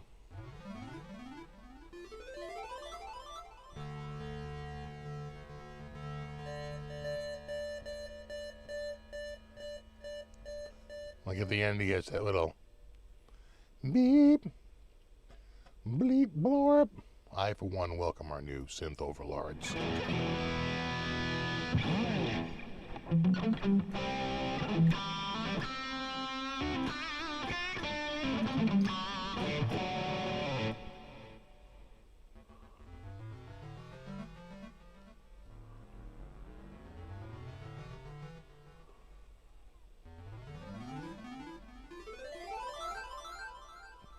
It's all in the delay.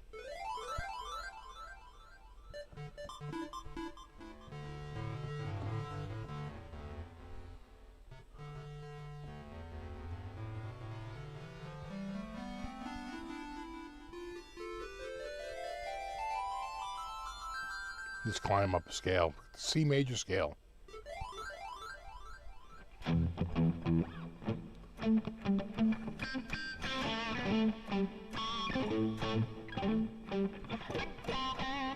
Well, yeah, so that's a good point, Melonhouse. Well, back then he had a new toy, a delay, right? Probably the Roland Space delay.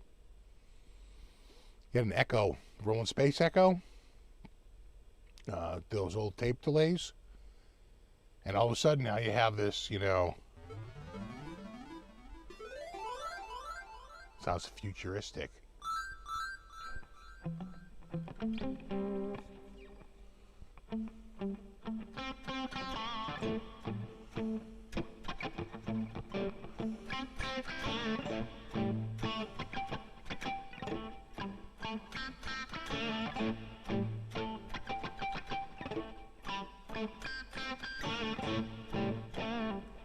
So yeah, so at the time it was sort of cutting edge, Melon. It was,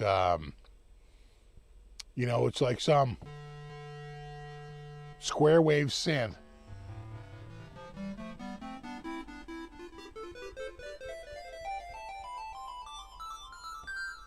with a delay on it.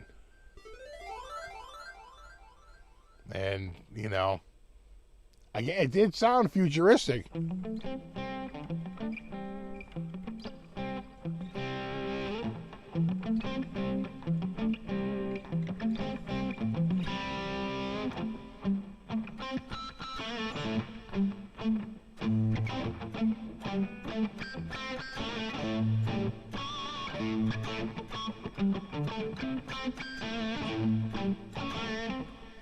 Do you have a couple of Roland Space Echoes? That was it back in the day. Trying to think of when that came out. I gotta think it was. Did they have Echo in the late 60s? I don't think so. I want to say that all came out in like the early 70s, like between, say, 72 and 75, which would be about right. You know, let's do a quick Space Echo.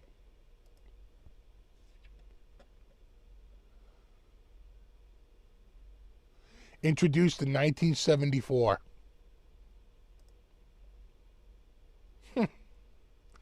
And when does Fly Like an Eagle come out?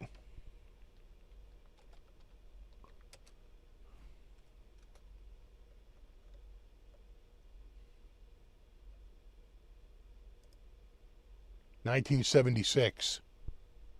Sounds about right.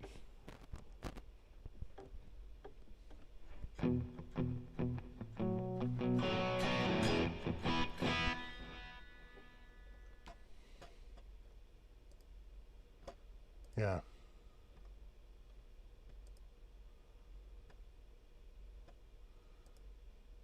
This is the one from the 1980s. I don't think that's a 70s unit.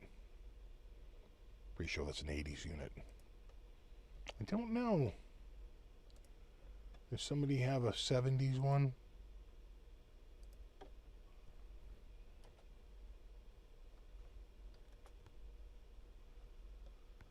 Oh, they all. Yeah, I'll bet this is it. Yeah. The Chorus Echo. They went $2,500 for it. I'll bet that was it. Could have been the Space Echo.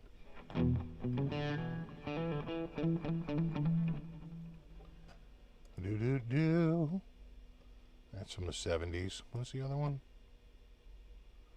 That's the 79 version. I know a dude who had one. And he wasn't even a musician. He just thought it was cool. He dropped all this money on the Space Echo.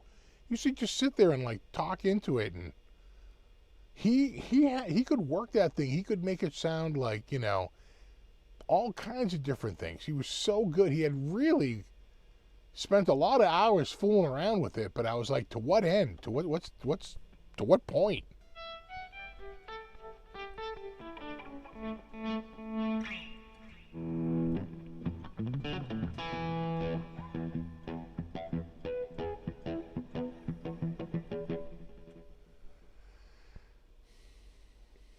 Oh, yeah. You wonder how much that weighed. Oh, I got rid of the... Let me see. Can I bring that page back up?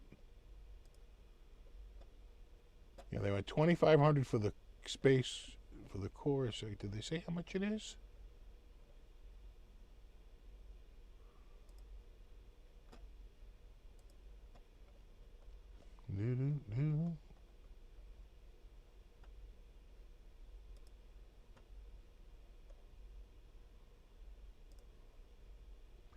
Says it's made in Japan. It's from the 1970s, but it does not give a weight. I gotta think it's pretty heavy. With all the tape machinery in it and whatnot.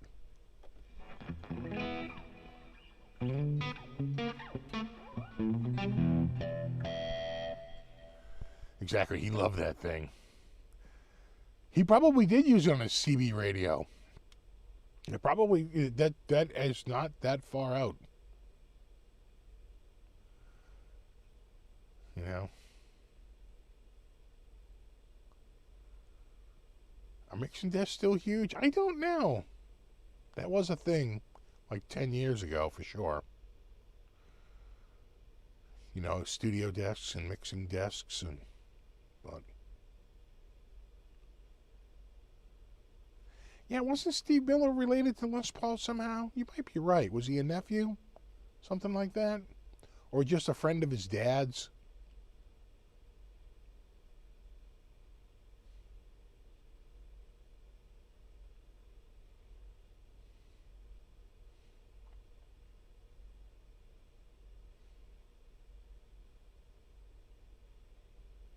That one studio that had a real room reverb. Does it count if it's as big as a room? Just get a room. Get a room, fun boy. According to Sweetwater, it weighs 20 pounds. Wow. And that's the new one. Imagine what the old one weighed.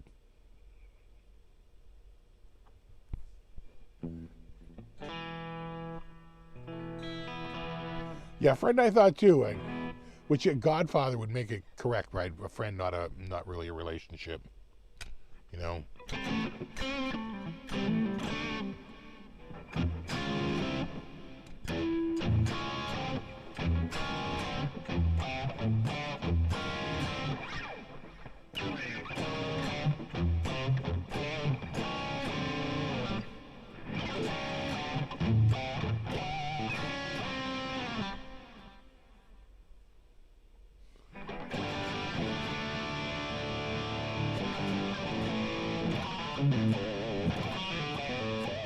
It's a hard song to play.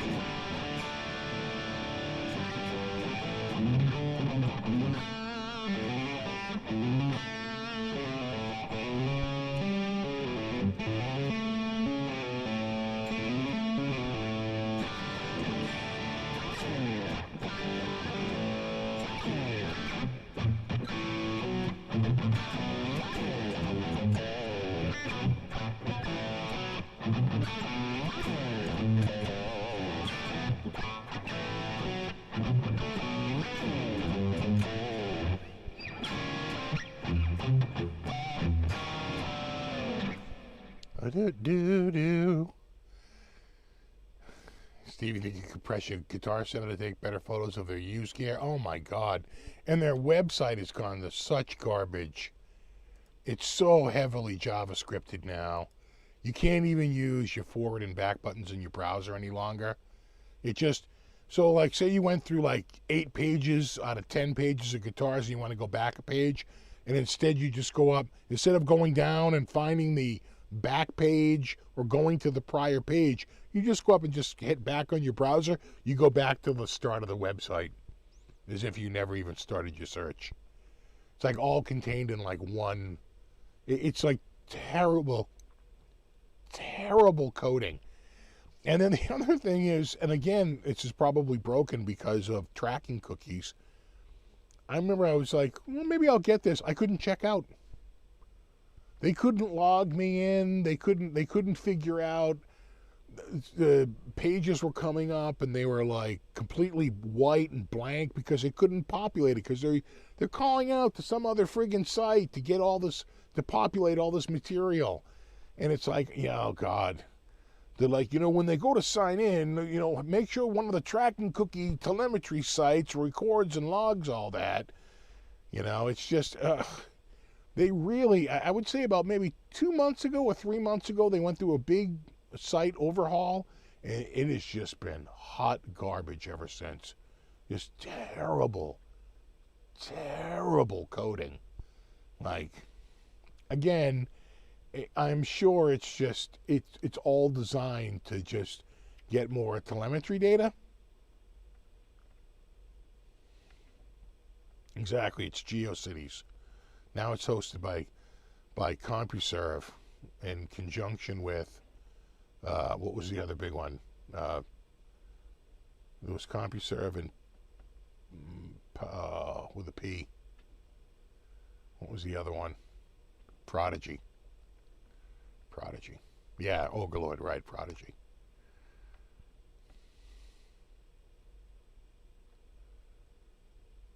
Like when Sal Guvenali talks about how you had like the #1 Beastie. He was the fan club, Beastie Boys. I was the president of the Beastie Boys fan club. Then it comes out that like, he just sort of appointed himself that, and there wasn't really a fan club, and he just ran like some chat group on like Prodigy. They're like, oh, okay.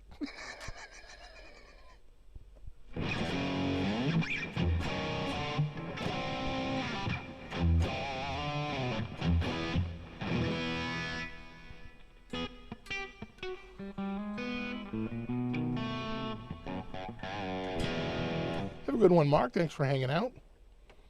Have a, although if you're, Mark, you in Canada, you had your Thanksgiving like a month ago, like 6 weeks ago. I was going to say Happy Thanksgiving, but I think yours is over.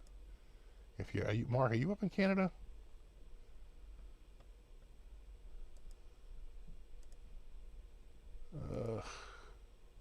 Let me get past all the college football. Where the hell's a 4-1? I like our odds.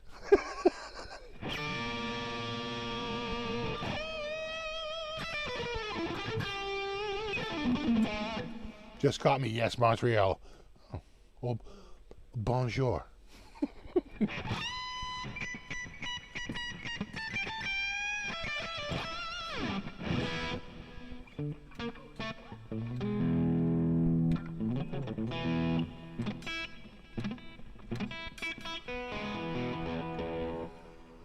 Terry says, yes, ours is over almost 7 weeks ago. Yeah. Well, it goes by the seasons. That sounds about right.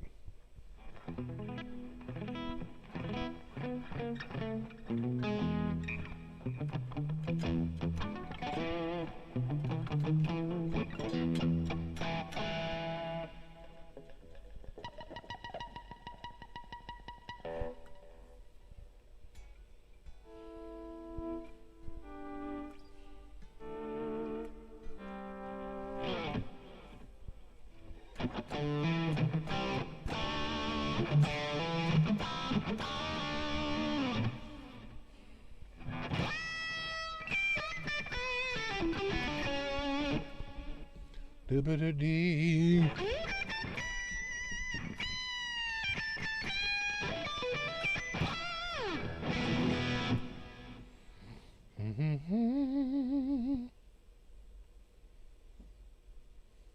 Now you wonder where this Hagar lineup will play. You think they're doing huge venues like? That'd be a good question. Are they gonna make it to like? Are they gonna make it to like the Providence Civic Center, or like the TD Garden, or like Worcester Center, or anything like that? Or are they going to be more like MGM, like a 3,500 seater?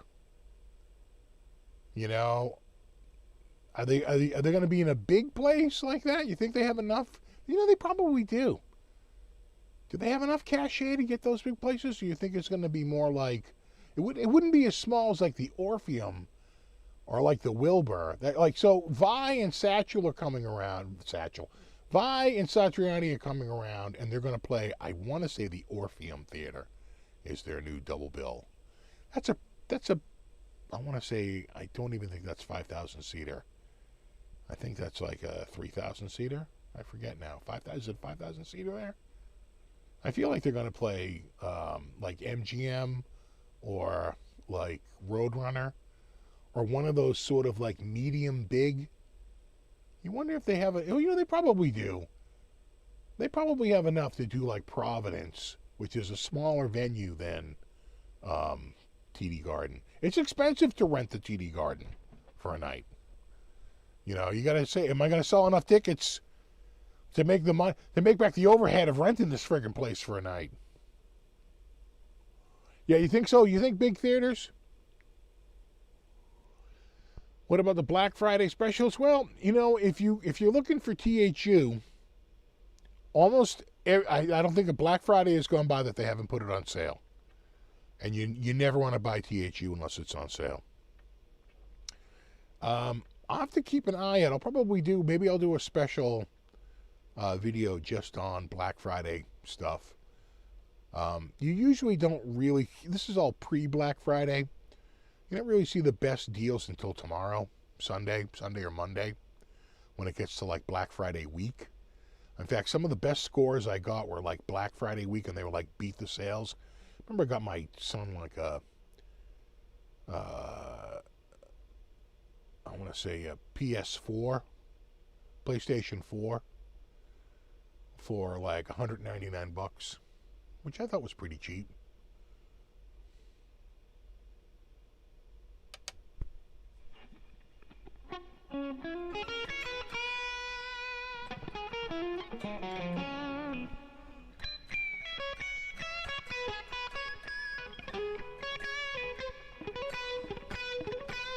Yeah, you think Roadrunner? That's a pretty big venue. It's not like it's a small venue. It's a pretty big venue. And do multiple nights there. Do 2 nights at Roadrunner or 2 nights at MGM, which are they're a medium-sized place. But I don't know. Maybe they could pull enough. I don't know they could get. See, the TD Garden is bigger.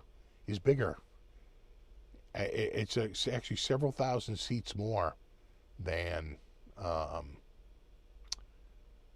Providence. Especially now, I've heard they redid the seats and they're friggin' tiny now. I probably can't even go there. I've heard people of normal height and weight complain about them. So I am not looking forward to going back to the Garden for anything. There were a lot of people saying that the Garden's ruined now. That the TD Garden, they ripped out all the seats. And, if they had a row of, 35 seats, now it's a row of 40. It's got to go somewhere. So they're just making them all that much smaller. What a friggin' nightmare. I hate that.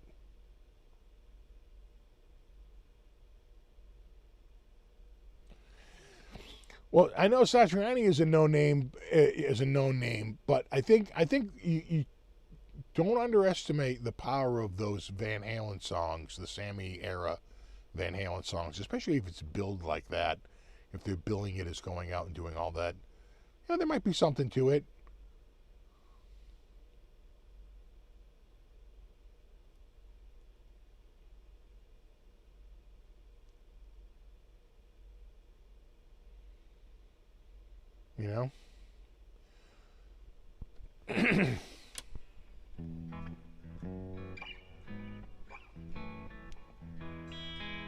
Have a good one, speaker.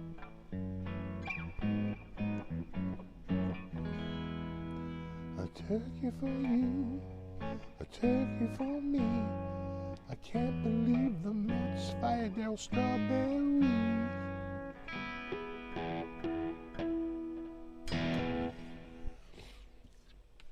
So we'll try and do something for Black Friday stuff.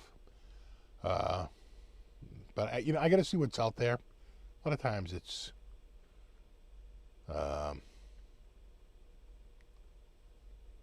just nothing to write home. Those monitor prices though were good. That TV price was pretty freaking good. I don't know if I see as much in the guitar market. All right, dudes. It is 9 p.m. We're going to call it a night. Super thanks to anyone who hung out tonight, and super extra special thanks to anyone who contributed. That is always appreciated. And Brofist, my mod squad. Hashtag Brofist. Hashtag mod squad. Happy Thanksgiving. Right? Happy Thanksgiving tonight. JJ Walker says dynamite. That's right. A turkey for you. A turkey for me. Right. Gobble, gobble, goo, and gobble, gobble, giggle. I wish turkey only cost a nickel.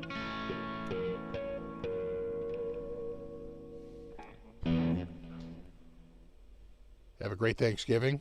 I like to